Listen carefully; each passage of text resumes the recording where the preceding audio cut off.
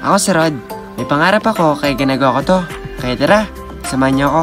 Hi mga karod! Ngayong araw nga pala ay maaga akong gumising kasi anniversary na namin sa aming church. Napakaaga akong gumising ngayon mga guys. Alisin ko pa lang yata ng madaling araw, gising na ako. Maliban nga sa excited na ako mag-celebrate ng anniversary namin mga guys, excited na din ako makita yung crush ko. Charot!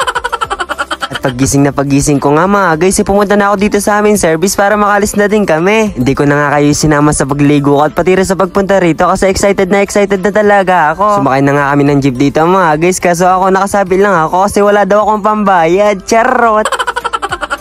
Nakalipas nga ng ilang minutong nakasabit ako doon sa jeep mga guys, dumating na din kami dito sa resort. Itong resort nga na to mga guys, sinarkala ng aming pastor. Dito nga sa resort na to mga guys, dito gaganapin ang anniversary ng aking jowa. Ay anniversary pala ng aming church. Hindi ko na nga sasabihin sa inyo mga guys kung ano pangalan ng resort na to kasi hindi naman to sponsored. Pagdating nga namin dito sa resort mga guys, nagsisetup na pala dito sila Ate Kulot. At habang nagsisetup nga sila dito mga guys, ako naman pumunta naman ako dito sa kubo. Ang ganda nga ng kubo nila dito mga guys, sobrang ganda nga parang gusto ko na din tumira dito. Kaso mga guys, pag tumira nga ako dito di na ako mag-aasawa. Charot! Pero joke lang nga lang yun mga guys, pumunta talaga ako dito sa kubo para sana magpahinga. Ang kaso mga guys, pagkatok ko nga dito sa pinto may tao na pala dito. Nalaman ko nga na may tao na doon mga guys, bumaba na lang ako para sana lumipat sa ibang kubo. Pero pagbaba ko nga doon sa kubo mga guys, tinawag na ako nila pastor para daw umpisa na yung pagbabautismo.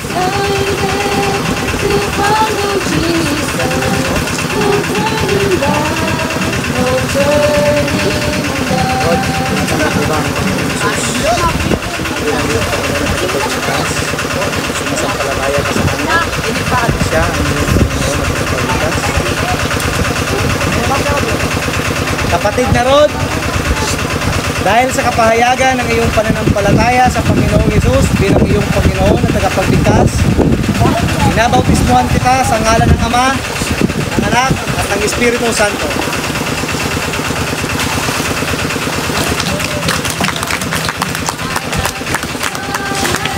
Pagkatapos nga namin mabautismo ang lahat mga guys, sila Teacher Marge naman dito ay naghahanda na ng makakain namin. Napakadami nga mga pagkain ang inanda nila pastor dito mga guys, sa sobrang dami nga parang gusto ko na din ubusin lahat. Charot! At bago nga kami kumain dito mga guys, magpapasalamat na muna kami sa Panginoon sa mga blessing na binibigay niya sa amin. Kaya kung nanonood kayo ngayon mga guys, magpasalamat natin kayo sa Panginoon. Because you have been good, you have been faithful, your grace is more than sufficient for each and every one of us.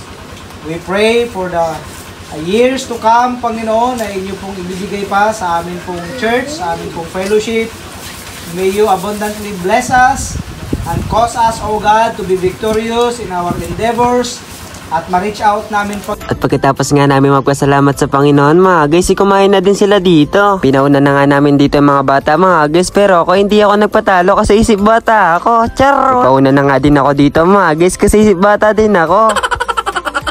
Pero joke nga lang yun mga guys, kaya nagpauna na ako dito kasi nagre-reklamo na daw yung mga bulati ko sa tiyan. Sabi nga sa akin ng mga bulati ko sa tiyan dito mga guys, mauna na daw ako kumain, baka daw maubusan ako.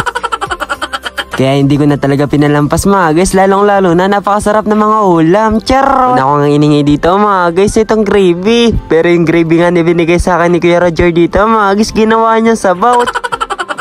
Pero okay lang naman yan mga guys, pero hindi naman sana ganun karami. Charot! Pagkatapos ko naman magsandok mga guys, yung ibang kasama ko naman dito ay kumakain na pala sila. At syempre mga guys, kakain na din ako kasi gutom na yung mga bulati ko sa tiyan. Charot!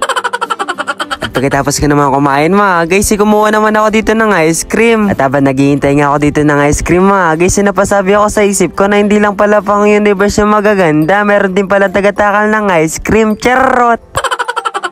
Pati nga itong ice cream na to mga guys, hindi ko na pinatawad kasi sobrang sarap nga nito. Sa sobrang sarap nga yata mga guys, nakasampung balik ako. Charot! At pagkatapos naman namin kumain lahat mga guys, nagpalaro naman sila dito.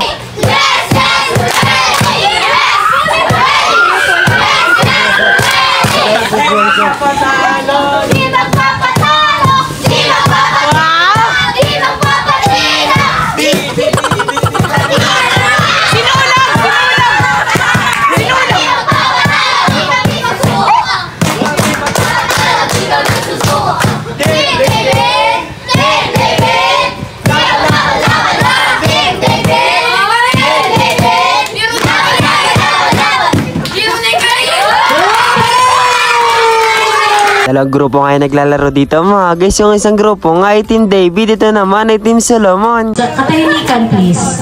Ayun na. 1, 2, 3, go!